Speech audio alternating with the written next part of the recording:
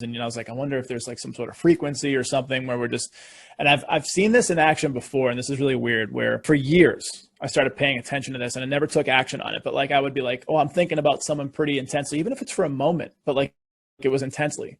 And maybe I'm thinking about them for a longer period of time than just a moment.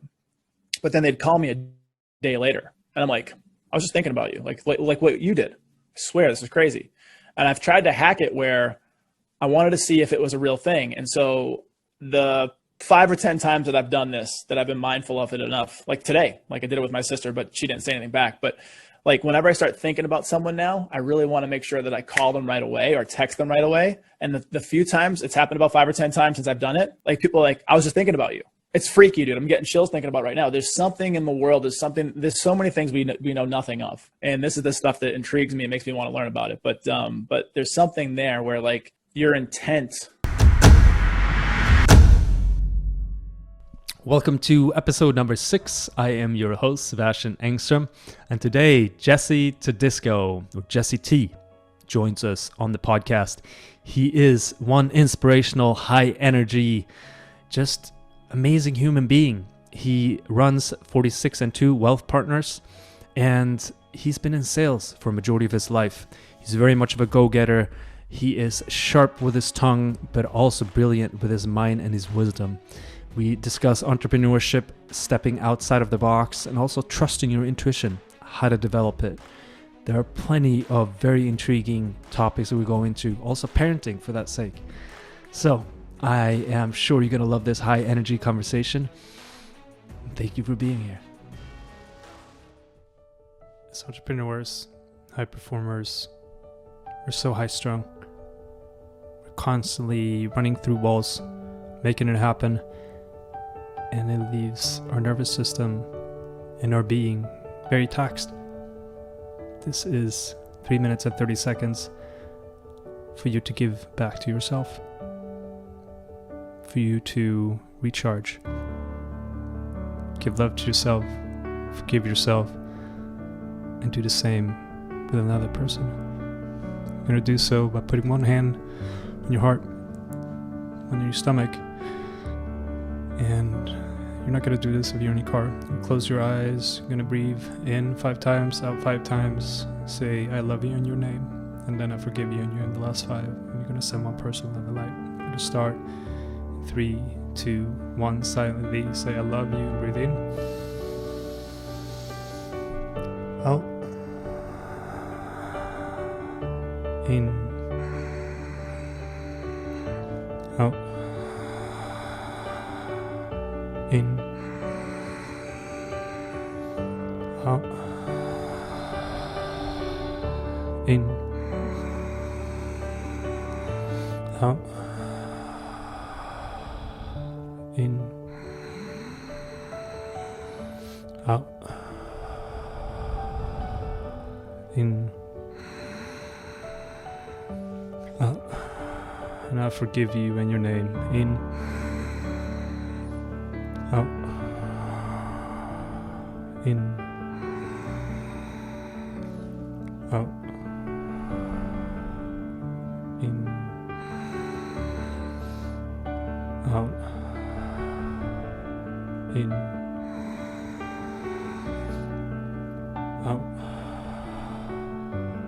in, out. Now, you can imagine one person in front of you, anyone that comes to mind, and you're gonna see this person shining, exuding love, light, and happiness. This person has the biggest smile on their face because they're having the most wonderful day of their life. Anything they've ever could imagine is coming their way. They're giving back. They're helping people. Other people are smiling. And they're open. They're loving. You feel such joy for this person because you know he or she deserves it. And so do you.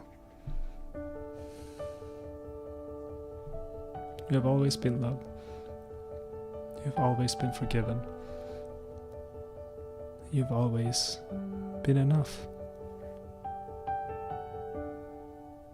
Thank you for being on the podcast. And yeah, we were just before we start hitting record, we were talking about accountability and being a man or a woman of your word. And I think that's an incredible way of just kicking things off. There's a concept called shark habits. And just when you commit to something or when you talk about something, you do it right away. And it's a bit controversial, and I've been thinking about it with how you should plan everything out. Like, for example, the one thing. You block everything off to just do that one thing, and you don't do anything else. What I find the distraction and the counter argument to that is, if you do shark habits, is, let's say you get an invitation to a wedding, you respond right away instead of putting it on your to-do list. Or you get like the conversation that we had about collaboration, like partnership with podcast editing, or booking a podcast instead of, oh, let's book it, and then 3 weeks later nothing has been booked. Like, and I think California and people in California are just exceptional at it, and I shouldn't say exceptional, but in the way that people commit to something but never follow through is it's something that I've come to learn to accept, and just it's a way of life. But it's disheartening in a way of trust building has gone out the door a lot of times for me, and I don't trust a lot of people, especially here in California. Like casually, and a lot of relationships are more shallow. In Sweden it's slightly different, but I've found when working with people on the East Coast like yourself, shit gets done, and if you commit to something, hey, that's where you're gonna follow through. And I'd love to just, I mean, we talked about recording a podcast yesterday. A few minutes later you booked it, and it was this morning. I'm like, what? So hey, I appreciate it, brother, and maybe you could share your insight on that. And yeah, for sure. First of all, Sebastian, you're a brother to me. We have a spiritual connection and a brother kind of connection, and I'm grateful to be on your podcast. And you're an amazing dude, so thank you for having me. But I wasn't always like that, man. I grew up in a very tumultuous situation where people didn't keep their word, and so I saw that as what you see in California as the status quo. And this was family, this was friends. I had some people that did show up when they said they would, and showed up well. Like showing up in the world. But, there was a lot of people, even my mom, she wasn't great at keeping her word. And a lot of it came down to financial, because she was a single mom, 2 kids, doing what she could to make it happen. So she would, I remember, promise like to get like this new car, because we walked a lot, and we, living in Boston, it's okay, because there's, subway system, there's buses, so you can get around. But it's, you tell your friends enough times that you're going to get this new thing, and then you look like the liar because, it didn't come through. And so I saw that a lot as a kid, and I dealt with my own demons when it came to that, because that was ingrained in me, was just like, it doesn't really matter what you say. And so even though I did keep my word with most of my stuff, and I had this weird like integrity and honor that was built into me through different people in my life, like there was times where I didn't keep my word. And so over the years, and really recently too, the last couple of years, I heard someone talking about, when you don't keep your word for yourself, you start distrusting yourself, and you stop believing in yourself. And we all have negative self-talk. It's a defense mechanism. And for me, my negative self-talk, there's self-limiting beliefs, there's these things, and I have to consciously and subconsciously work on these things. And so once I heard that, it really went off a light bulb in my mind, because for the last, few years, I've been running a company where I learned that if I set appointments with people, I won't cancel on them. Like it was like a fail safe for me. And being an entrepreneur, you can do 1,000 different things and get nothing done. If people are entrepreneurs, if that makes sense. It's that list that you have. You're creating that forever list, and things are always getting added to that list. And like, what's the one most important thing? And so for me, the most important thing was not fucking people over. And so if I have an appointment with you, Sebastian, come hell or high water, I'm going to make that appointment, unless it's an emergency, unless there's something going on with my kids, like real life kind of happens. But it's not just because I don't want to show up, right? And so once I realized that not too long ago, I was like, I will show up for other people before I show up for myself. I really wondered why. And I went back through all that conversation that I just talked to you about. It's like growing up as a kid and seeing these patterns. And I really started doing the work, and I was like, I need to start showing, and I'm still doing it to this day, but it's showing up for myself and keeping my word to myself. And those, I guess you're calling them shark habits. What I'm getting from that is like, you see something, you attack like a shark and like you make it happen. I guess that's what that means, is what I'm getting from the context. But it's just easier for me to do that because I used to be the guy that built lists, and I used to be the guy that would, they're daunting and they never end. And so if I can, when I'm connecting people through LinkedIn and I say, I want to connect Sebastian to this person, like I'll make that introduction immediately because it's gone. And now I can move on and do something else.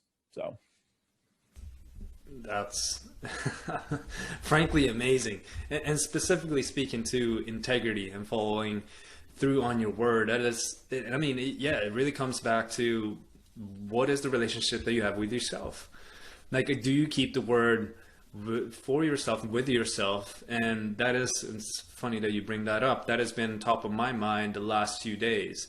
My biggest gripe is being a time optimist and always putting a lot on my plate, and then it doesn't get done. And I kind of like, I get a few minutes over on one thing and then it rolls into the next thing, and it just becomes this perpetual habit and motion. But really what it comes down to is not enough self-respect and self-love, and that bleeds into other people and other relationships. But it really stems down to what is the relationship that I have with time and the love that I have for myself. Because the more I respect and love myself, I will honor that time limit. I will honor when I'm supposed to do that and not push into or not think at all, well, if I just do it a little bit, I get that sweetness that I think really is going to come with it. It's like eating a piece of cake.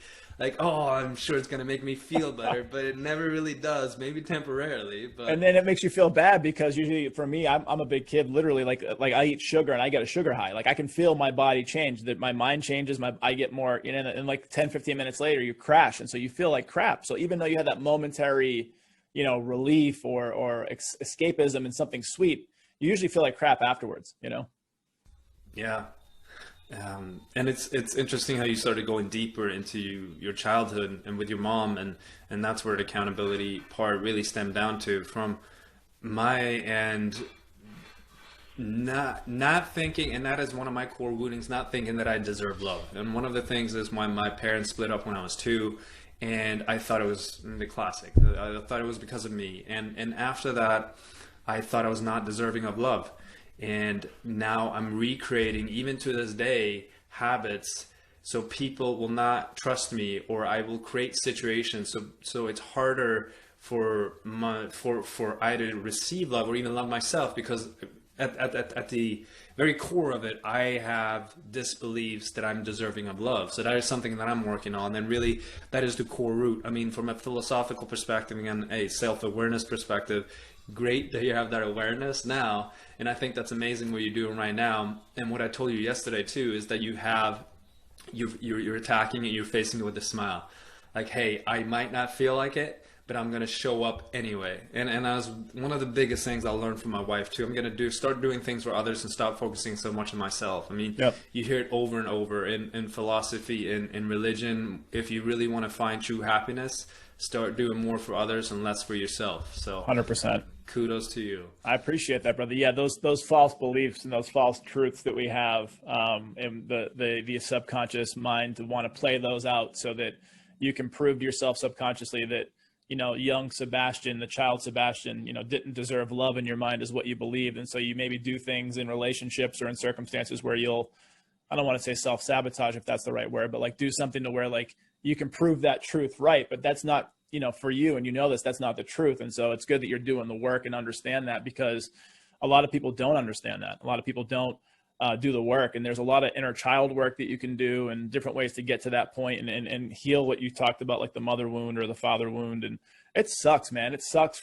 It's the most beautiful thing on this planet is being human, but the problem is it's really hard to do. Like even from a parent level, because I'm a parent of a couple kids and I know you're a parent as well. It's really hard to not screw it up. And you have your heart and your soul and all these teachings you want to teach. And then in those micro moments where you may lose your attitude and you may, you know, raise your voice and it makes your kid cry. And I've done that so many times and I've really wanted to work on that. But shaping and molding a young human being takes a lot. And it's a lot because we weren't raised the right way either, you know? And so we're trying to figure out and reiterate and recreate the wheel as we go along. But some of those deep patterns are still within us that we need to work on ourselves so that we can show up better for the kids. And you're touching on something the last 2 years has been super, even since my daughter was born 3 years ago, is the softening of the masculine. And that has been a challenge. And I'm telling you, especially in my 20s, or especially even coming to the United States, and this is really what it comes down to, this podcast, is I was charging so effing fucking hard. Like, I was charging so hard. Like, I took pride. I'm like, yes, I can run through walls, and I'm going to continue to do it because it brings so much empowerment. And in that way, I'm like, it doesn't matter what stands in my way. I will find a way. I will make a way to make it happen. And talk about incredibly empowering and just finding self-belief, because I was lacking self-belief for a long time. But through that, you develop a lot of battle scars, and that catches up with you eventually. I mean, you can do that for quite a bit of time, but eventually if you do it year in, year out, and you don't listen to what you feel, like eventually my feelings started going away. I wasn't feeling I couldn't access my feelings anymore. It was all about just radical focus. Like, I am going to crush and I'm going to conquer. And I think that's part of the masculine, that if you can access that, incredible, freaking amazing. But always being on, it's so devastating. And it's been devastating, especially to the relationships that I have. And when I became a father, I didn't know how to turn that off. And what I saw my father do quite a bit of it too, and I think it's pretty fairly common with new fathers, is I'm more of a provider now than I've ever been before. I don't know how to be there for a newborn. My wife turned all of her attention, all of her love to our daughter. So I'm just going to work even more. Yep. That's what I can do to help. That's what I can do to provide. But with that, my emotions completely just went down the drain, and I didn't know how to show up because I was just confused. Like, I don't know how to be a father. I'm going to work because that's what I know. And now I'm seeing it as, well, that was a way out.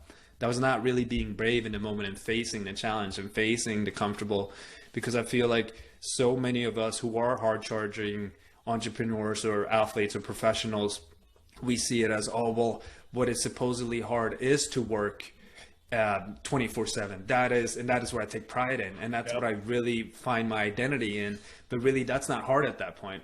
That's easy at that point. The hard thing is really to slow down and to stop and really just to understand, hey, what do the people around me actually need? What can I do to contribute to someone else and be there? And that has really been a journey that will continue to be a journey for my entire life for the last 3 years. And now, especially with COVID, just having to be inside and having to stop, we're choosing and having to a degree soften, because not being able to connect at times with my daughter, and that turned into, because I couldn't connect, and when I realizing it's hard for me, it turned into anger. It turned into certain habits that she had, and she's just a kid. It turned into me being angry at her for not knowing things already. And how could she know? Right. She's never experienced it. But it's my sense of perfection, or my high standard that I'm putting on her, just projecting all over her. And I think, well, you're touching on that. I'm elaborating quite a bit on that, but I know you have a thing or two to say on your end. Yeah, man. So that's exactly what it is going back and learning how to be present and hold space for people. And, you know, that term's become really popular over the last few years, but holding space is just being there and being attentive and listening and seeing what comes up for you in those moments, and learning how to, you know, there was a term I learned a long time ago in one of my first sales jobs, and it was learning how to respond versus react. And react would be maybe a shark movement, what you're talking about, where you would just immediately like attack and like didn't give it any thought. And sometimes that's good. Split second decisions. For some reason, I find myself, I feel like I have a spidey sense. Like when I drop stuff, I'm able to like catch it really quick. And so like that stuff is cool. But when you're talking to your kid and you don't think what you're going to say, and you fly off the handle and you say something really sharp or hard, and maybe you're not meaning it a certain way, but they're kids and it's almost like they're a raw nerve in a sense when they're growing up. And so like any little thing that you feel like in normal context of someone else, because when you operate with adults, usually they can handle things differently. Some don't. But with a kid, everything lands so heavy, the good and the bad. And it really is weird, because it seems like the bad always outweighs the good, because I'm the type of dad that is always telling my sons that I love them, holding them, talking to them about life, sometimes probably too deep on some stuff, but I want them to hear stuff and I want them to ask questions. And it was really cool the other day, I take my kids hiking, and it's pretty badass. It's a good climb up, and there's rocks and boulders. So we play the hot lava game where you're jumping from rock to rock and boulder, and we're having fun and we're playing, but we're doing work. And so I have a 6-year-old who's super athletic, who loves it. He can run the whole mountain up and down, like no problem. And then I have an almost 4-year-old who just recently started getting on this mountain. And so he's still 3. He'll be 4 in October. And he went from where his mom would have to carry him halfway up the beginning part of the mountain to now he's doing the whole mountain up and down by himself. And he's doing it now. He's keeping a good pace. He's running with us, which is hilarious. He gets hurt. He falls a little bit, but he's mostly okay, which is good. And the reason why I bring that up is because when we get to the top of this mountain, every time we go up, there's this beautiful ledge, and it overlooks this beautiful scenery in Georgia. And so we just sit, the 3 of us. I have snacks for them. I try to bring them healthy food, which is, 6 and 4. It's always hard for them to want to eat super healthy. So I try to do as good as I can for healthy food. They only drink water, which is, good for them. And we're sitting on this rock, and we just get really silent. We get really quiet, and we'll talk. But all of a sudden we just get really stoic, and I taught them to be present and think about things. I'm like, think about family, think about life, think about God, like what that means for you. And this was a couple of weeks ago that I've had that conversation. Well, fast forward to the most recent time on over this past weekend, my 3-year-old, almost 4-year-old goes, "Dad, who created me?" Like, I thought that was amazing. Like, that's such a smart question, and that's a deep question, right? And so I feel like even though I fuck shit up all the time as a human being, as a dad, I feel like I'm doing some stuff right. And that's where you hang your hat, is those little wins. And for him to ask me, and then I go into the whole conversation of God and consciousness and all this different stuff, and again, that's probably way over his head, but the fact that he's asking those questions and then being able to answer that. And then he's like, well, who made this? And it's just, at the end of the day, man, the whole point of that was we were talking about the context of being present and showing up and holding space. And I think that, as I get older, I'm 38 now, night and day from where I was 10 years ago. It takes evolution and time. And my whole goal is I want to be able to have those moments as much as I can before I'm done, so that they can know that, A, I love them and I gave them as much as I could, Yeah. How now during COVID and things shifting and changing, how did that present an opportunity for you to look at different things, even with your children, but overall? There was a lot of reflection, a lot of depth in that. Yeah. You've had such an amazing journey overall. I'd be curious to hear about that. It's been beautiful, man.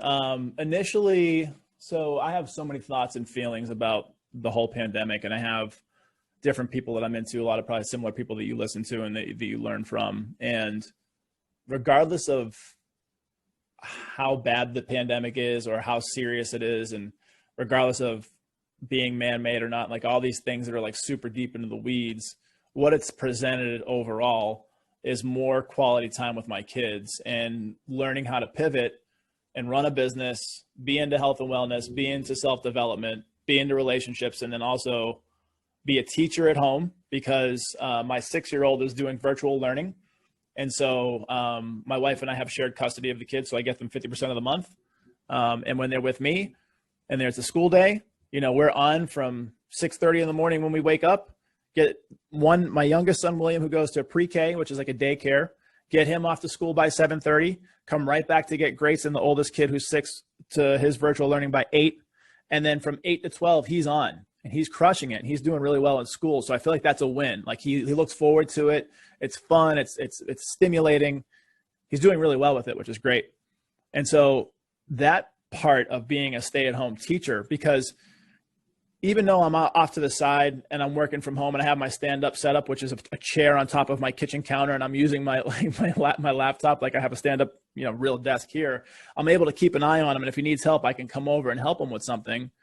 And then there's times where I'm really involved with him. And so I think that's been a blessing, because I hadn't had that experience with him before. And so really, truly becoming, not just a parent, but also a quasi teacher, because I'm helping him through his studies. And there's times where there'll be self-work and I have to help him the whole time, and guide him. He's super smart, but I have to give him ideas and how do you think about this? And what do you think about that? And that one piece right there, I can tell you for COVID has been magic. And as much as it was frustrating because I was like, well, I'm not getting to business and there's things that I want to be doing over here.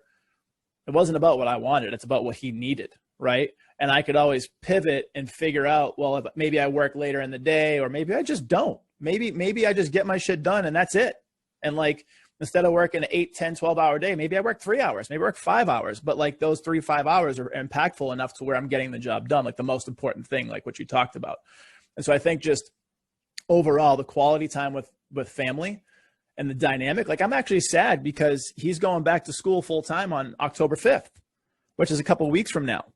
And for him to go back to school, I'm going to miss that little part of our day where he's with me all day, because after school stops, like in between breaks, it's really, I'm teaching them about how to get sun. I'm teaching them how to get on the grass and be barefoot. Like I'm teaching them interesting stuff that like, I wish I would have been taught when I was a kid, you know what I mean? Cause I'm into this stuff, but like, I have all these little micro moments with him throughout the day that like when he goes back to school, that's going to be gone. And so that's been a really beautiful thing about the pandemic, is learning how to slow down and like really kind of take inventory of what matters. And another cool thing that I've done, for many years, I've wanted to learn how to sing, and I've always sang along with songs and emulated other artists, but I could never really find my voice because I copied so many people. I just started taking singing lessons, started taking photography lessons. I started doing things during COVID that I wasn't giving myself space and time for. And it's been amazing. You're really tapping into areas that I would say you're modern day high performer. I mean, that's what it's all about. You're seeking out and you're letting your curiosity fully just, be. Yeah, working on that inner child, man. My inner child was fucked, like super abused mentally, emotionally, a lot of similar stuff that you probably felt, because I know your story to a degree. And one of the ways to heal the inner child is through creativity and almost like childlike wonder and doing new things. So it's been beautiful. And I think that's so powerful to so many people to hear, especially, Silicon Valley, Atlanta is a high charging city too, but just overall for any high performer that is out there. And then I found that to be such an ignition to my work, just getting back to things that I love and creating that space of, there is anxiety. There's like, I should be working. Okay, well, I'm still like to this morning. I'm between 8 and 9. I'm taking my daughter out for a walk because my wife has an important session. And usually that's prime time for me to be creative or get things done in the morning. But how do I let go of that? How do I just be with it? And I even left my phone behind because I'm like, I'm going to be fully present and I'm just going to be in it. And today was the first day in, I don't know, like a month where it hasn't been smoky. It actually drizzled outside here in California, San Jose. And this is kind of pivoting to a different thing, but realizing the beauty in some of the, you can say just as nature, like having nature around. It doesn't have to be nature. I live in somewhat of a city area, but being able to breathe fresh air is something that I've always taken for granted. And as I started coming in and breeze yesterday, because we haven't really been able to go outside, I found how my senses started clearing. Like I felt like this hue of things to start going away, and I felt this clarity about things. I felt inspiration. I felt connected to something else. And now this morning, just being outside and breathing and feeling and experiencing the moment just presently with my daughter was something completely different that I've experienced in quite a while. And that's why I do practice this every morning. Like I go into just being grateful for my breath, being grateful that I can hear, that I can taste, that I can see, because some of these things that I can move my body, that I can actually experience feelings, because so many of these things when we are sick or when we're injured, those are the roughest times. And all that we long for is just like, I wish I felt better. But then when you feel good, you're so caught up with everything else that you forget about some of the most beautiful things. And that's what I felt like you were sharing there. Some of the most simple times with your son could be some of the highlights of the entire week. And when you're actually, and when you're on. Like, because a lot of this, I feel like a lot of people, they are so about, I work 10 hours, I work 12 hours. And then I get on the phone with some of these people and they just they bullshit around for like half of the call. And it's like, what do you do with that time? Yep. It's like, do you really respect yourself and others enough for really to have this conversation with me, and then you talk about all the time that you work? I mean, really, what it comes down to, it's your relationship, and it's come back to the very beginning. It's how present are you, and what is the relationship you have with time and the love that you have for yourself. So thank you for going. I mean, this is going into different areas than I expected it to. And so thank you for just sharing that story, and with you singing. My pleasure, brother. Yeah, I think that's how do you feel like these extracurricular activities and things that you just that lights you up, how does that make you a better professional and just high performer? I think in terms of like getting into it's curiosity. I'm a forever student and a forever learner, and to be a good leader, because I'm in my business, I'm a different kind of leader. I've led sales teams and organizations before, but over the years I've gotten into finance, financial planning, investment management. So I have to lead my clients through their seasons of life and making wise decisions, not screwing up as much. Like that's really what a financial advisor does, is helps people not screw up as much, and being a consultant and a mentor. But before you can get to that position, you have to learn, and you have to be a student, and you have to be curious, because as soon as you feel like you know everything, you're capped out. And whether that's know everything about the market or stocks, investments, relationship, like financial planning and financial advising is so much relationship management, and it's emotional intelligence, and it's behavioral finance. There's so much people, like the soft skills are really what set people apart in that industry. And you have to always be working on that and like learning about that. And I think that the curiosity that stems from me individually and like what I'm into, from biohacking to singing to photography to, just learning about weird shit. Like I love learning about stuff that completely bleeds over into being able to show up better for people, whether it's, loved ones, whether it's clients, whether it's friends, whatever it is. So I think that's really translated well as just that lifelong zest and zeal for learning, and just being a big kid at heart to be able to try new things. And when I screw up, I get better. That's the only way I can learn. If someone tells me that this isn't going to work, I'm not going to believe them. I have to try it first. And in the back of my mind, it's kind of like, well, I think I can make it work. And then if it doesn't work, well, then I've learned, and now I have that experience. So the biggest thing, I think, just to kind of button that up, is just the learning and the love for curiosity. Where did that come from? Like how did that develop from the very get-go? Because there are a lot of people who that is just dead to so many people. Yeah, I was very inquisitive, and I was always asked a lot of questions. A lot of it's innate, man. A lot of it was just born in me. I can remember as far as like growing up in Boston and just always asking, probably shouldn't have been, but talking to strangers and asking the most random questions, like being on they call it the T, which is the subway in Boston, and being on the T and like standing next to someone who looked really tall. As I was a young kid, he might not have been, or she might not have been, but I'd be like, hey, can you dunk a basketball? Like, they probably don't even play basketball, but like I was just always like thinking of weird shit. Yeah. And so I think it was innate, but then also for me, I like to know how things work, and I like to find out about weird stuff. Like we talked about, and about this through the communities we've been a part of, but like I like to know about things like plant medicines and plant medicine journeys and things that can help you evolve as a human being and evolve your consciousness and your spirituality. And because I don't have the answers, because I don't know, I believe that there is a God, and I believe that God is within all of us, and God is in everything. And like, there's ways to do things, but I don't know exactly what that is. Like no one's ever actually seen God before. They can see beauty from God, right?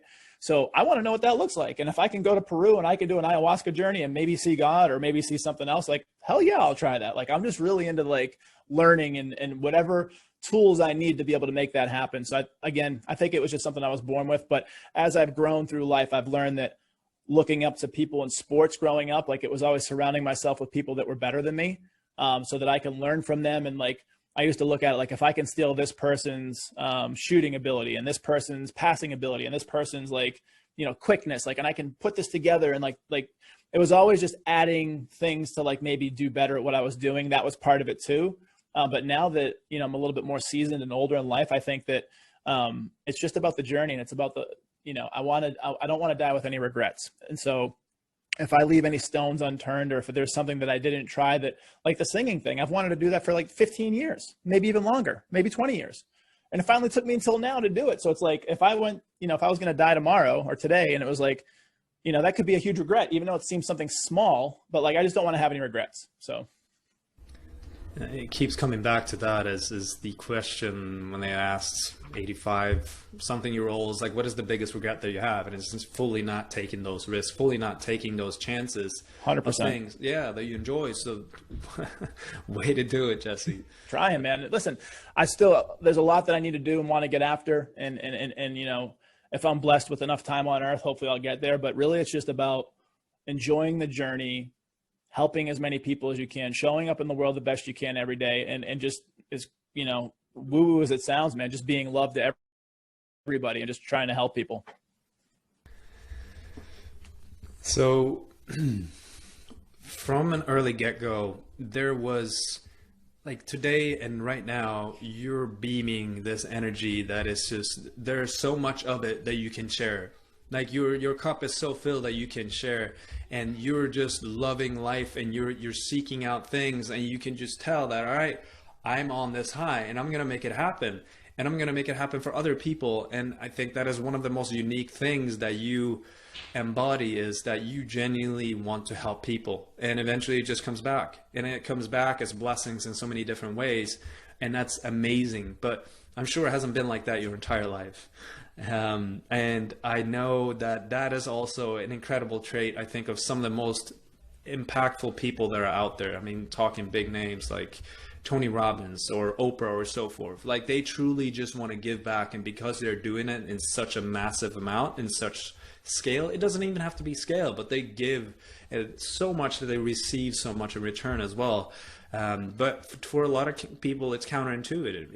Even if you look at the Maslow's hierarchy of needs, like when you get stuck in some of these bottom pillars, like when it's just about, you're looking for safety, you're looking for shelter, you're looking for food, and just when you're scrambling to get your paycheck, like a lot of Americans live paycheck to paycheck. And you're hinting towards it with your mom, but I was growing up, my father was very successful career-wise, my mother was not, and they were both opposite. My mom was on the spiritual side, my father was on the high charging, high performing, hey, I'm going to do whatever it takes to be incredible at work, and a CEO and so forth. And I saw it, and it's a blessing now that I know that I've seen both spectrums. Yep. And for the majority of my childhood, I grew up with my mother, and that led me to not have much structure, and that led me to really explore whatever life is. But through that, I became, I'd say, lazy. I lacked direction. I lacked purpose. I was curious, but I didn't know really what to do or how to go about things. And what money and success and so forth does, it opens up doors and opportunities. But I really started realizing, tapping into some of that potential, and then I took it to a way another extreme when I started living with my father. And that's really an incredible gift. But through that, there's been a lot of pain in that journey too. And I might as well, if I wouldn't have moved to my father at one point, I might as well just have been, because I was average at school at that point, I might have just taken a regular job working as a cashier at a grocery store. Yep. And I would have done that my entire life. Like, what led you to where you're at today? And going into a little bit more of your story. Yeah, man. So one of the last key words you said was pain, and that was actually the first word I thought of when you asked me starting this line of conversation. Was a lot of fucking pain, dude. A lot of pain caused me to learn that it was really going to be on me, or be on me to overcome it, and or be on me to go seek out the information on how to overcome it. And so that it all stems from pain. It all stems from a place of scarcity. So pain in my life, the way it's looked is, my mom and dad were never married, so I didn't have that family unit. My mom never had any money. My dad was a 35-year heroin addict before he kicked it and became a really good dad and a good grandfather for the last 10 years of his life. So that was like this beautiful reckoning of actually having a dad, which was great. Wow. But that didn't happen until 10 years ago at 28 years old. So, I mean, like, I went the first 28 years of my life knowing my dad is a heroin addict, which, had all of its issues, right? And growing up in a small town in Boston where everybody knew my dad because he threw away an unbelievable career. He was unbelievably smart. And he got hooked. And so, that was painful, right? And there was a longing there for a relationship that didn't exist. And so then I started having to seek out elsewhere positive relationships, and whether it was coaches in sports, whether it was friends and maybe friends' parents or whatever it was, that seeking and learning that was innate already was compounded. And so then after years from there, I was bullied for some years, which is crazy to think now, but like back in the day, I was bullied, and that taught me a lot about myself, a lot about life. And then years later, I learned about martial arts. I learned how to take care of myself, and then also, joined and served in the military, and that taught me a lot. And so I learned how to never be bullied again, and I learned how to stand up for people, and I became kind of like the person that would stand up for someone that was getting bullied, because a lot of times that's what I wanted and I needed. If someone would just step in and like say, hey, and I think a big part of me getting bullied growing up was because I didn't have a dad, and like to be able to go home and talk to my dad about it and learn how to keep my hands up or learn how to, diffuse the situation. Like it was just all I had to learn on my own. And I was so shameful and so embarrassed about that situation. And it happened for years that, and it wasn't the kind of bullying today, like, which is still awful, where people get called names and, they're shunned or whatever, but like I was getting my ass kicked. And I'm thankful for that, honestly, because it made me a tough motherfucker. It made me strong mentally. It made me strong. Not now I am, but back then I was broken. Like back then I was emotionally broken. Like I had to get really smart about like not running into these bullies. Like I had to like learn how to go to school different ways, and like it fucked with my social life because I couldn't go out to the places that they were at, which everybody was at. So like I had to get really creative and really smart. It was survival. It's really what it was. And it was really weird because as much as I got my ass kicked, like I never cried, never had a bloody nose, but I was, I was someone's punching bag for years. And I think if I just stood up and just punched back that one time, and it was the fear that was gripping me, because obviously I was still getting my ass kicked. So like the pain was there, but it was just the fear because there was more of them than me. It was a group mentality. There was 4 people every time, and it was just one kid in the 4. And I was like, fuck, well, the 4 of them are going to really beat the shit out of me if I fight back. So I was just kind of caught in this weird place. And so that spawned a whole process of learning and not wanting that to ever happen again. And then just through the years, just a few other big moments in my life where, I've held 2 people in my arms till they died. One of them was my first daughter. She came out injured at delivery after my ex-wife and I were pregnant, 40, full-term pregnancy, 40 hours of labor and delivery for my ex-wife, who's an amazing human being. She's made me part of the man who I am today. I have so much love for her. But my daughter came out injured at delivery, and basically she needed life support to keep her alive. And after 7 days, they basically just said, there's not going to be any opportunity for her to live off of life support. She'll never wake up, whatever. And so we just made that really hard decision after some thinking, discernment, and conversation. We're like, we have to let her go. And so when we took her off the machines, they placed her in my arms, and I held her. And what felt like 10 or 15 minutes, I felt my daughter take her last breaths. And that was in the middle of a really successful business that I was running back in from 2006 to almost 2010 in Charlotte, North Carolina, where I had a sales company, and I had to be this really motivated and excited leader. Well, I just held my daughter till she passed away. And like, I went in depression hardcore for like 3 months, started eating like junk food and like getting fat and getting lazy and like not wanting to even get up every day.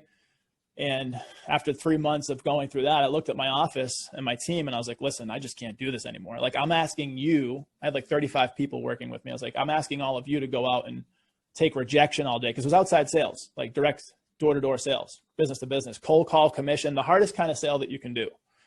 And I'm asking them to be motivated and for them to be excited. And I felt like a fucking fraud. I'm like, there's no way I can ask you to do that, because I can't do that. And so that caused me to shut down that business, sell part of it, turn part of it over to another manager that was up and coming. Another lesson in life. And then the other big moment was when my mom, who had fought cancer for 8 years, ex-military, badass woman in the military, like active duty during the Vietnam era, which, not a lot of women were. And she was domineering and tough. She was a tough son of a bitch. And they gave her a year to live, and she lived for 8. And so watching her go through that, and then at the end of it, being by her side and watching her pass away. And so all these life moments and all these skeletons that people are afraid to talk about. Before we jumped on, you said, get into details, how much you want. And, I was like, listen, I tell my story all the time because it's completely freed me. It's freed me from judgment because I don't give a shit. It's freed me from worrying about what people might think about it. And what it's really done for me on the other side of it is it's helped people really plug into me, because many people have experienced something similar in that story, whether it's bullying, the loss of a loved one, someone in their family who's not doing the right thing. It could be drugs or alcohol, whatever it is. And so as an investment advisor, you see these guys that run around, girls that run around that are like, they wear 3-piece suits, they have bow ties, they have cufflinks. And I did that for years.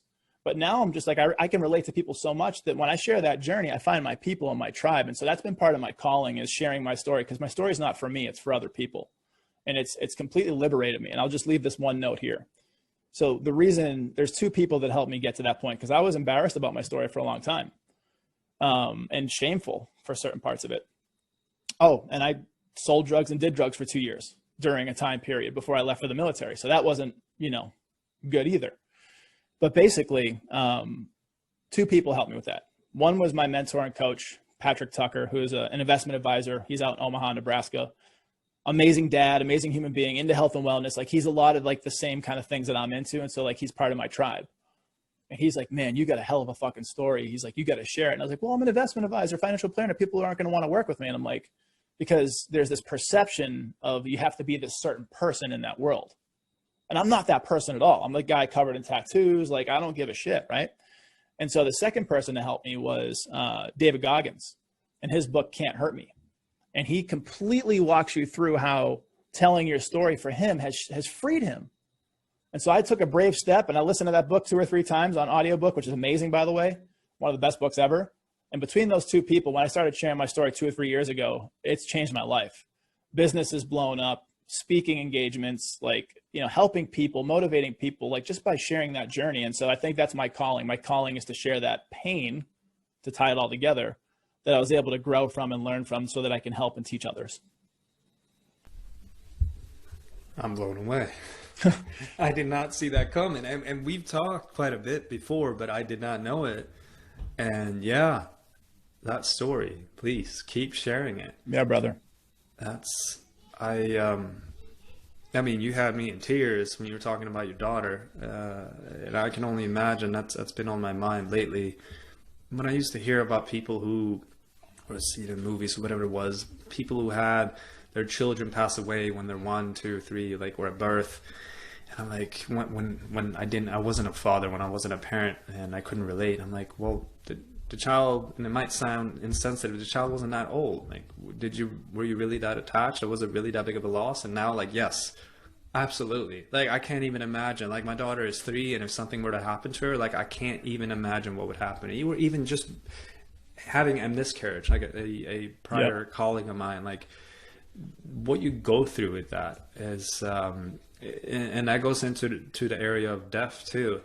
And the relationship that we have with death here in the United States, it's something that you're prescribed, okay, maybe 1-2 weeks, and then you're supposed to get back at it. And if not, then you can be clinically diagnosed as depressed, and just a slew of shame that goes with it.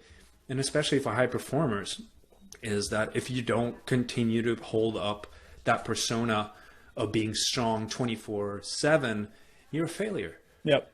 And your identity starts crashing, and you because you can't show yourself vulnerable, because you can't really be a human being. I'd say you've made up this identity that you're supposed to be someone that is always on, always showing up for other people. But then when something else happens, you can't even give yourself the grace to just be. Yep. And I think that is something that we need to, as a society, especially as a Western culture, just embrace people for being people and having people share their stories. There's a woman who works for a record company, and I've heard this, even a very close prior colleague, like, yeah, I can't share my story. I can't share my story here in corporate. I can't be truly authentically myself because it's just, I can't. I'm like, yes, you can. Yep. And it took me years too. It probably took me 2-3 years. And now eventually I took that leap of faith doing my own thing now, because I've realized that even though I can be myself, I'm now realizing that I'm not giving the world the full gift that I have to give. And I'm doing not only myself a disservice, but I'm doing everyone else a disservice too. And in that, I'm pulling people down. So you sharing that and you being what it sounds like in your journey several years ahead of already, I'm embracing my story. I'm embracing who I am and how I can show up and share with this world. Things start just being magnetically drawn to you. And it's freaking beautiful to hear about that.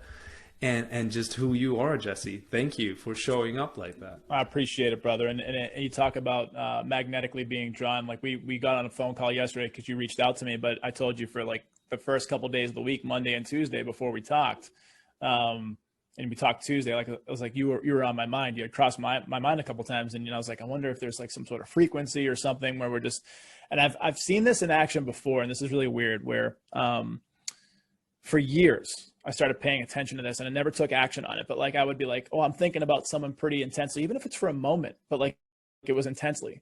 And maybe I'm thinking about them for a longer period of time than just a moment. But then they'd call me a day later and I'm like, I was just thinking about you, like what you did. I swear, this is crazy.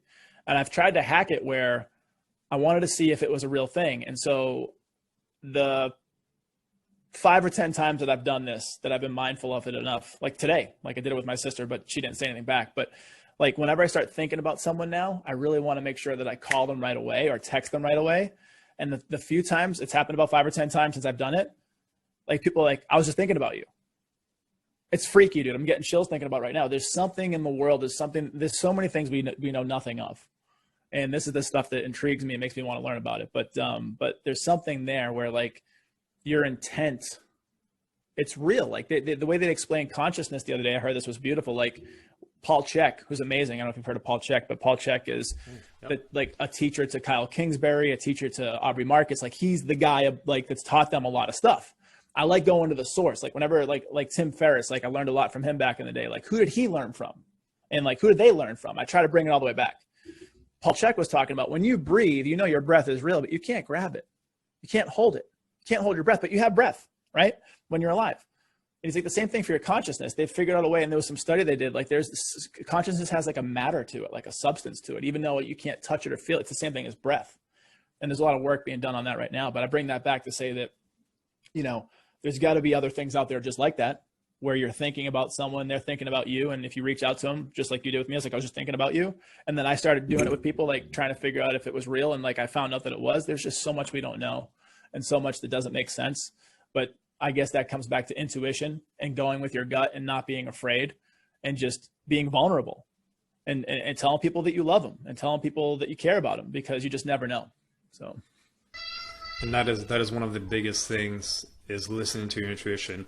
And something I've been on the path on, really, I mean, it comes back to being still, what I realized, being more in peace, being more in quiet, and really understanding when is that quiet voice come up. And that is really what is truth, or something that is coming up with a positive, you can say, vibration, or a natural, when it just feels natural. What I feel like, that is when something, just act on it right away. And many times it doesn't make logical sense.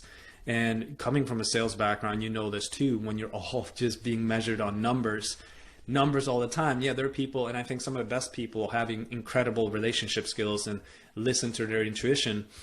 But when you just look at, and you're constantly just judged by who you are when you look at your numbers, it's so incredibly daunting, and it's crushing sometimes. For sure. And everything from suicides to people being depressed, to myself, just having this incredible, even devastating roller coaster with thinking who I am based off of the numbers. Yep. And what you're saying now is, when you start letting go, and that's what I get from you, you've let go of all these external things, what it's supposed to be. And the more you start letting go of that, and more you start listening to within, okay, I have the answers already. And I might not be able to, I might not be able to just feel it or touch it, like you said, with the breath. Yep. And the same goes to just when you make decisions in your life. I think one of the biggest things is getting still and getting quiet, and not looking at social media, not looking at what other people have done. I think it's great to go into the source, and some of the best answers I've gotten from just podcasts that I've just looked up. Okay, I'm going to listen to a podcast. I don't know which one. And then it comes to me, and a message in that podcast is exactly what I needed to hear. That's beautiful. Yeah, yeah, and but when I seek out, like, oh well, let me research this, or let me analyze this, let me do a pros and cons list. Yeah, maybe some help, like, yeah, get clarity, like, on things in your head. Yep. But when it comes down to making some of these decisions, and having what is your compass, what is your North Star, really getting quiet and really start trusting yourself. And I think that's one of the biggest things. And it's tying it back again, when you develop enough trust and love for yourself to trust that whatever comes up is the best intention that you have for yourself. Because I feel like that is the majority of the time, is I haven't trusted myself, because I thought, oh, I'm supposed to make decisions based off of logic. Yep. But that also is when I keep on breaking my promises, I keep on trusting myself less, and therefore I need to look for others and ask others for the right answer, because I don't trust myself. Yep. Oh man, thank you for that realization. I just got in 360. My pleasure, brother. There was another thing that I meant to go into there. With you mentioned sports, and I think a lot of times sports is something that I know I used as a ground and a base just to get to where I'm at today. And it's been a connection now in hindsight reflection to one of the best and meditative, or it's been meditation many times, because it's made me get so incredibly erratically present with the moment. Yep. And just the camaraderie that is built within many team sports, especially, and the emotions that you can feel in one game are the emotions that you can feel and experience an entire year. And I think that's just amazing. And I've been drawn to sports so many times because I'm realizing what I'm like, all right, I'm gonna experience this amazing get together with this group of people, and that's something I kind of given myself a hard time about. I don't care if I win or I lose, but it's about what we create together. Yeah. If there's a lot of back and forth, if there's like emotions that are coming up, and if it's like, if we're really getting after it and finding that edge that I didn't know, that they didn't know they had, and just getting into flow, getting into that freaking flow state. What has your experience been with sports? Oh man, I'll just tell you, like just from the different seasons and ages of life, from, as long as I can remember, young kid, I played baseball starting out, and I was really good at baseball. Always play it up, meaning like if I was 11, I was playing with 12 and 13-year-olds, which when you're that age is a big difference. If you're a late bloomer 11-year-old and someone's an early, grower at 13, there can be like this, you feel like you're working with men. it's like a big difference. But I always did really well in baseball. And really where that came from was my dad was an amazing athlete. And based on who you ask, he had like world-class speed. And the stories change a little bit, but he was fast as shit, and he was successful and everything. And before he threw his life away. And so I grew up in a town where everybody knew my dad for being this amazing athlete. And I went to the same high school my dad went to. And a lot of the people that he played sports with growing up or knew of him ended up sticking around the high school in some way, shape, or form, as the security headmaster, as, a teacher, as, a coach, whatever. And they used to give me so much shit because I wasn't as fast as him, but I was bigger and stronger, so I had my advantages. But like that would always drive me too, was just kind of chasing his ghost in a way. And it was a way to keep me close to him, because the times my dad did show up as I was a kid, it was always centered around sports. We'd be throwing the ball together. He'd be hitting me the ball. It would be going down the beach. I lived right next to a beach. It was an amazing experience growing up, even as a poor kid from Boston. I didn't feel like I was poor all the time because I lived right next to a beach. It was great. And I'd go play basketball. My dad would come sometimes and he'd play, and that was his sport. He was really good at basketball. And so just those things kept me tied to him in a way, but I loved them because they also kept my mind off my reality, which was, I had a pretty rough go of it as a kid. So through high school, I stopped playing baseball and I picked up basketball and football. Really enjoyed that. Football was fun because if you played football in my high school, you kind of had like some clout a little bit. So where if you wore your jersey on a Friday, you didn't really have to do any schoolwork. They'd kind of let you sit in the back of the class and goof off, which was great for the upcoming game, just kind of like making you think that you had some time to prepare. It was awful teaching, but that's what they did. And so basketball, baseball, football through high school, or up until that point. And then when I left Boston and went into the military, I was exposed to some different stuff like running and like cardiovascular work. And that carried with me through today. So like from there, in 2011 till now, I actually picked up martial arts that we talked about, picked up Muay Thai kickboxing, which I love. Touched on jujitsu a little bit, but didn't really stick with it. But that taught me so much. Like anybody who's ever done martial arts or any kind of like competitive fighting stuff will tell you truly, you won't know who you are until you get punched in the face, because there's a split-second decision as soon as that happens. When you get punched really hard in the face, you can turtle up and get your ass kicked, or you can step into the fire and fight back. And I don't know if it was because I got bullied for so many years and like I had some things to let out, some demons to deal with, but I stepped right fucking into that fire. And I got really turned on when people would hit me, man, because I could hit them back harder kind of thing. So like, it was like, you're going to hit me, I'm going to hit you back harder. Like it was like this weird little mind fuck. But anyway, that was ego. That was years ago. I don't think like that anymore. But anyway, so I do stay around the martial arts a little bit. And then through the years, up until a couple of years ago, I started picking up running. You know, I walk around about 220, so I'm not a small guy. But I got so competitive with running that I started placing in 5Ks. I started first, second, third in these competitive runs, road races. And so I just get really into these things and push myself and like get competitive with myself. I want to get my mile time down. I want to be able to carry myself breath better, like breathe through my nose only the whole time, like all these weird things that I just train myself and learn about. And so the running has been really big for me over the last couple of years, big into jump rope, still big into some martial arts stuff. And then recently I picked up pickleball, which is super fun. Pickleball is tennis, but it's faster and it's more fun. And it's got a little wiffle ball that has holes in it. And it's got this small little racket.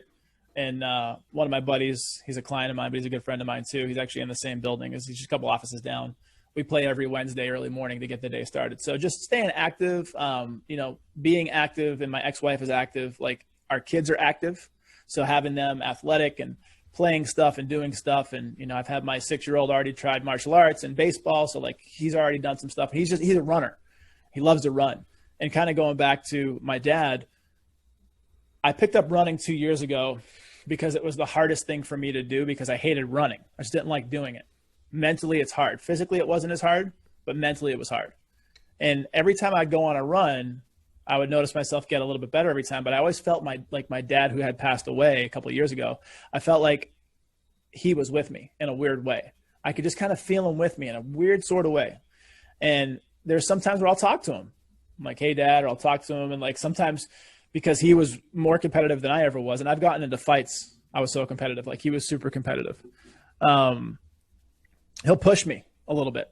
And so it's like this beautiful way to stay connected. And it's really interesting because I look at how he was with that. I feel like his maybe athletic prowess, even though I feel like pretty athletic, his athletic prowess, which is a whole way step above, maybe skipped me. And I think Grayson has it now. So I feel like Grayson has the ability to do, and maybe he's like maybe he'll be what my dad could have been kind of thing. So it's really this interesting way to kind of see how the future's unfolding, which is beautiful. So taking athletics a step deeper, it's something, and you touched upon it with high school. Some people get stuck in these times where they're at their athletic peak, and that's what their life is now. Yeah. You have, for example, Al Bundy. I can't remember what the name of the show is, but he is always married with children. Exactly. Yeah. But it's such a common thing. Like a lot of people get stuck in like their heydays, their glory days in high school or in college. It's a song, John Mellencamp, Glory Days. Like it's they talk about like there's like you can't give up the ghost, like you what you once were. Like people like, oh, I was great in high school, but really at the end of the day, everyone was kind of great in high school. Like once you start getting into college and then pro, it's a little bit different. Yeah, and I see so many people playing college football. So many people plateau or doing college sports overall, and they get stuck in that because they don't have the next goal. They don't set the next goal for themselves. Yep. And that is the peak of their life. And they never really amount to much more. And I should say that it doesn't really matter what you do in life, but as long as you have intention and presence and that you love what you do, that's what matters. But a lot of people just get stuck in a rut and in that past of that story of who they used to be. And that is replayed over and over and over and over again. With that, it happened to me in a way, and that's what you call them, sales athletes. Like I became a sales athlete because I could push myself to a degree. I always took such pride in being the hardest worker. Like I didn't really have the talent all the time, but I would damn make it because I outworked everyone else around me. And I would be obliterated the rest of the time of the day because I worked my ass off. But it was so rewarding in so many times because I pushed myself, like David Goggins. And he has had an influence.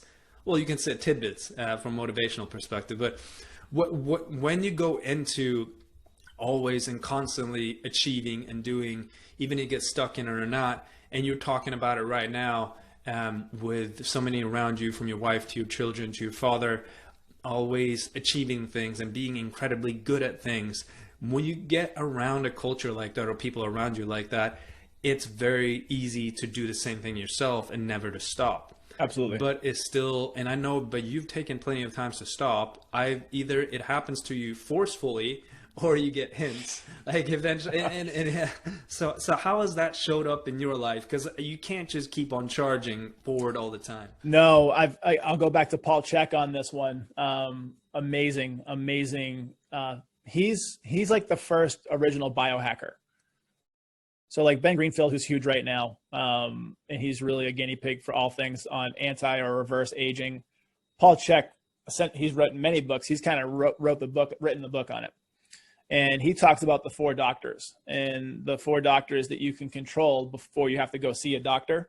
And it's, the main one is Dr. Rest or Dr. Sleep. And so you can work out 7 days a week. You can eat pretty well. You can do the right things.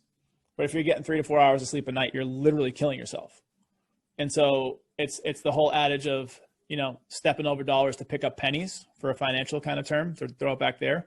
But people that will work their asses off in the gym and then they'll go out and party and drink beer, or like they won't get enough rest. And so I think learning how important that is and how healing the human body is so unbelievable. It's a miracle. It's a miracle. And we have everything internally, if we take care of ourselves, that we need to live a very long, well-lived life. And it's when you start abusing it, and that's, you're working too hard in sales, which I had a sales company, and I was working 80 to 100 hours a week, 7 days a week. And I loved it because I was younger and I didn't have kids at the time, and it was like our main focus. So it was a lot easier, but health and wellness was out the window. I wasn't working out during those times. I was eating like shit. Wasn't sleeping well, and I could feel it. And even though, I'm 38 now, I do feel like I'm in the best shape of my life. And I do feel like I'm the fittest and the best athlete that I've ever been. Not that that's saying much, but, but that's what it is. And it's because I've learned over the years to really pay attention to rest. And so I got this little thing that I wear. It's a Whoop strap. I've heard of it before. But basically this Whoop strap, for those that are, maybe not watching, but listening to this, it's this amazing data aggregator of your heart rate, your sleep, your recovery, so that you can see this data every single day. And it comes up pretty easy. It says you've recovered 86% last night, or you've recovered 1% last night. Like, you're basically dead. I've seen that like once before in my life. Rough night, didn't sleep and partied too much. But basically, like, having these tools around you, whether it's thought leaders, whether it's coaches, whether it's mentors, whether it's yourself, whether it's things like a Whoop strap or something else, to really focus in on, if you're working 70, 80, 90 hours a week, but you're not remaining healthy, and you're going to end up burning out and eventually killing yourself too soon. And you're not going to be around for the finer things in life, which is time with friends and family and things that you want to do. And that's my definition of wealth. My definition of wealth is complete freedom of time and choice. If you have complete freedom of time and choice, that's wealth. Like, and what you said way back in the beginning of the conversation, I know many people with money. I know a lot of people that have money that don't have health, and they would pay every single dollar that they have to be able to get their health back and be able to get their age and their years back. And so all that to say, find the rest and recovery protocol that works for you and rest. And when you go home, put the phone down, put it away. I think you talked about this. Put it away when you take that hour walk with your daughter, or you spend time with your family. Because if we're always go, like, there's just, we're living in this like kind of hamster wheel. And so you have to really figure out, what that looks like for you. So for people, it could be going to the spa and getting a massage. I love massages. I haven't got one in a long time, but my body's due. It's sore, it's beat up. Pedicures. I'm a big guy and I'm always on my feet. Jump rope all day, friggin' running all day, like doing all sorts of stuff. Martial arts, need my feet taken care of. So making time for those things to happen and going and doing them and then shutting off things so you're not like on your phone while you're getting a foot massage. Like that defeats the purpose. Shut it off for an hour. You'll be okay. The world will go on without you. Unfortunately, it always does. And like put the phone down for an hour and be present in your own health and wellness. So I think that's kind of the overarching theme is just make time for self-care. People have this thing now called Self-Care Saturday. Like it's like a big thing now where like maybe because of, whatever, but get the self-care you need, drink a ton of water, eat mostly good, healthy, whole foods, get a lot of rest, move your body, get some sunlight. You'll be okay. So there are a lot of entrepreneurs, a lot of high performers where that voice starts coming up when you talk about this stuff. Yeah, like in theory, it's great. And it comes up for me too. But then when I'm actually doing it, I'm like, well, let me just check my phone really quick. Yeah. Oh, let me just, I should check this because of this. And it's no good reason. It's more habitual. For sure. And I did, and my wife, hence why the name of the company Sophia and Athena, my daughter, my wife Sophia's, is they brought me back to the present moment where you're talking about. And boundaries were significant. So I don't turn on my phone before 8 o'clock in the morning. And then I shut it off airplane mode at 6 o'clock at night. And I don't look at it because I need to. Because if I don't, like I am on my phone. And it's just it's a devastating habit that has taken away time from my family and just connection with myself. And that's happened in the beginning of COVID. And NQ expresses this in a poem beautifully too, is that, and his whole, why his name, which is interesting, NQ, Inquire, in his book, I recommend it highly to anyone out there, Inquire Within. And that's what the whole basis of Inquire Within is about. If we have something come up in our head, if we think about something, instead of sitting with it, instead of letting things evolve naturally in us, like you said, the magnetism and the synchronicity, letting answers come to us, instead we have access to this little thing in our hand where we can Google. We can Google anything that we want and instantaneously we get the answer. But that also becomes a dependency. Now we're like a freaking cyborg that is half computer, half human, and half like soul being. Not even soul being, because now you're an automatic autopilot. You're constantly looking at your phone for answers and connections, and really what you're missing out on in real life. Like your life has really been programmed by all these different artificial things and people and engineers, and your life is really someone else's life. That's true. You're living someone else's life and you're really not present. And that's why a lot of people, I mean, that's when you start creating these habits, like especially like if you're eating or even like if you're brushing your teeth or going to the bathroom, you're not feeling what you're going through. Or when you were saying if you get a massage, you're not feeling what it feels like. You're not present in that moment. Life passes you by. And what I've realized, it creates things emotional, and I'm grateful for that I am sensitive in that way, that I get physical ailments. Like IBS is something that I've struggled with, and that keeps on coming out for me. That if I go way off path, my body starts sharing things that you're way off path. Yep. Like with I have a lot of food sensitivities, and we're going through a rigorous testing protocol right now, and I have not made the effort and dedicated the amount of time and money to do it before, but now I am, and a significant investment for an entire family. But it's really making health a priority, because if I were to keep on going like I'm going, and if I would have continued in corporate, I would have been sick, miserable.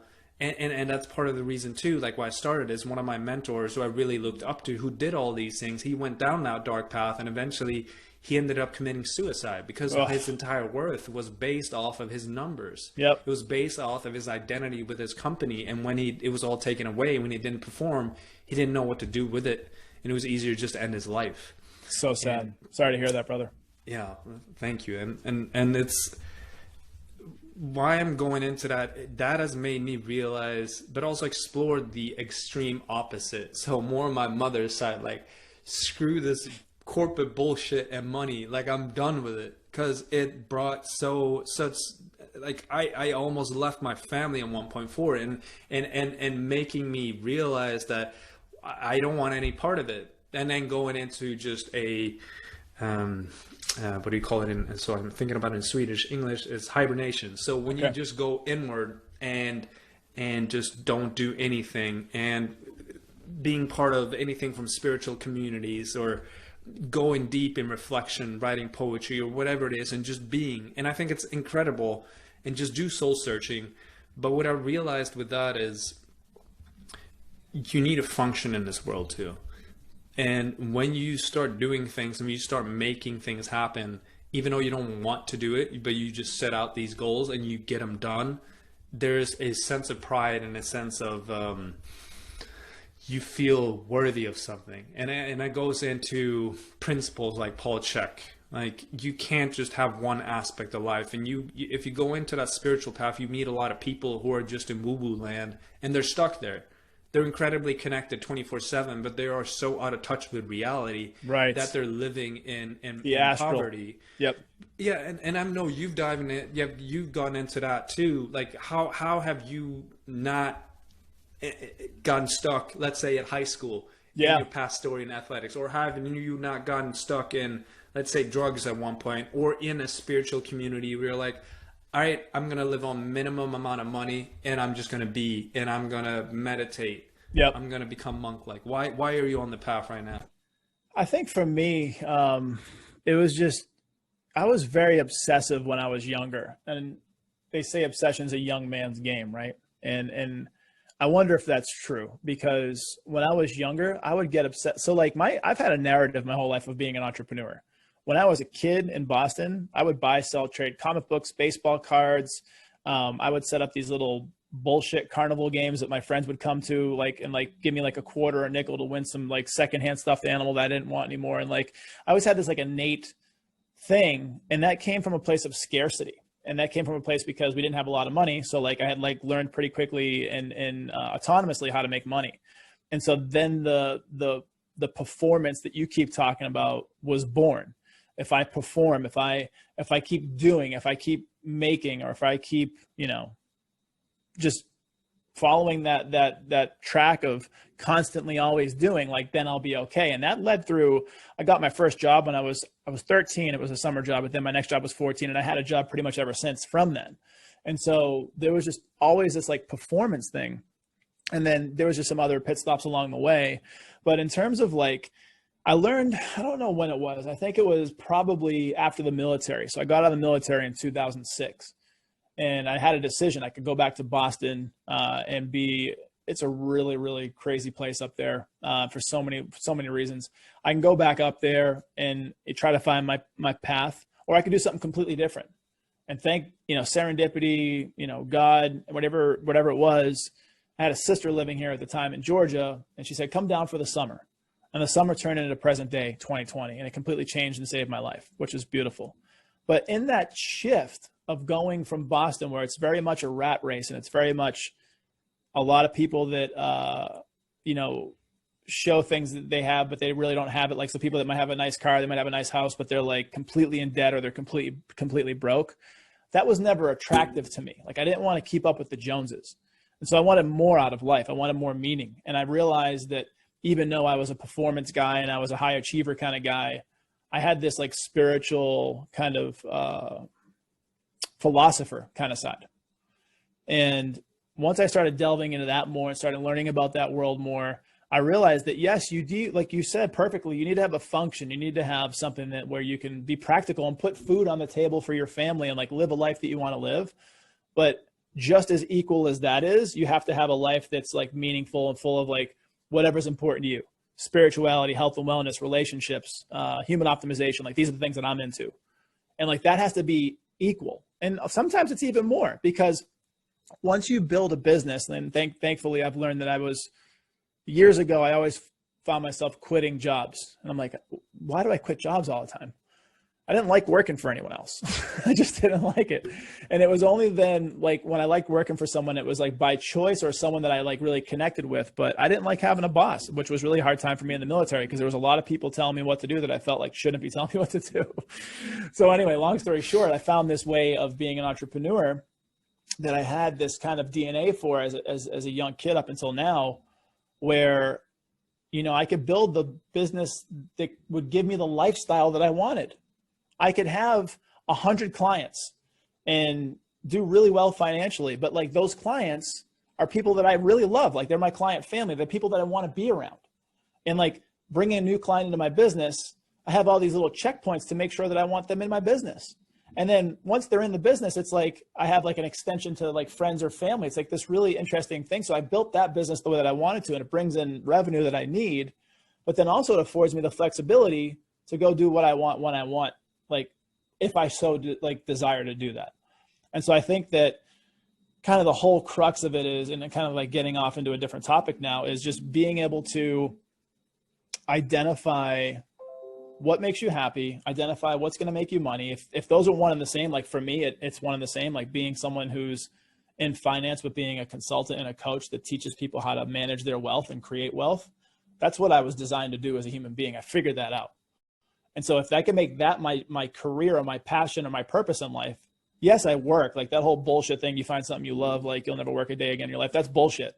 Like, I love what I do, but I still have to work. And so at the end of the day, you know, it's a matter of creating the life that you want, creating the business that you want if you're independent, and letting that serve you, so that those other things that you're focused on, family, whatever it is, it allows you to do those things at a great level too. So that you can, there's no such thing as balance, but you can blend everything together. I think that's an incredible way just to wrapping it all up too. I want to thank you dearly, Jesse, for jumping on today.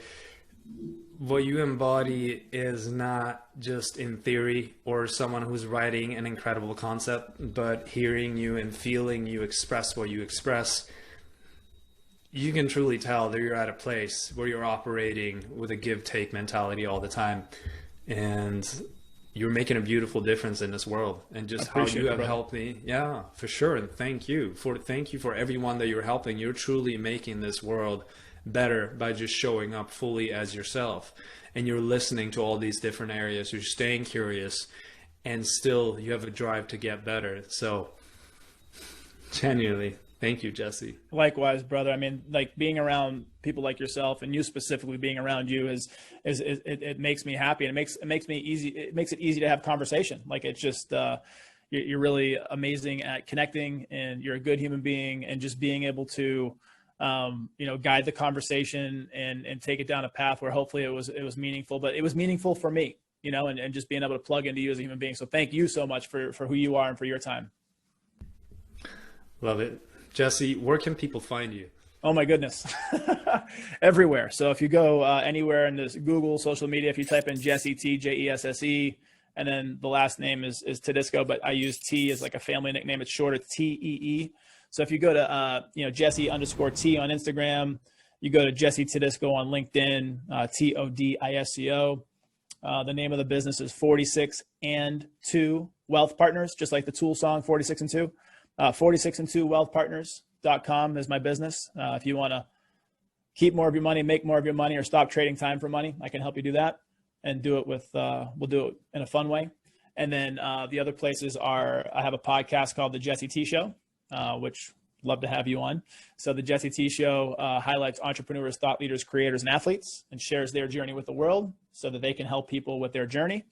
And I got another podcast we're about to drop here pretty soon, which is going to be a complete shit show of conspiracy theories and politics and coronavirus and just interesting stuff we want to talk about. So yeah, if you just type in Jesse Todisco or Jesse T anywhere in the interwebs, you'll find me. Awesome. Jesse, it's been a pleasure. Thank you again, brother. Thank you so much for everything that you're doing, brother. Absolutely. Whew, Jesse really set me on the rocket ship too. Just get things done, but with meaning and with purpose and with passion, and to take action, to connect with people, to help people, to truly show up as an amazing parent while still doing a difference in this world as an entrepreneur. I'm thanking you for tuning in. And if you want to check out Jesse on social, connect with him, check out 46 and 2 Wealth Partners, the investment firm as a fiduciary, which I highly recommend. The guy knows his stuff. Check out the links in the show notes. You'll find all the information there, and I'm sending you so much love.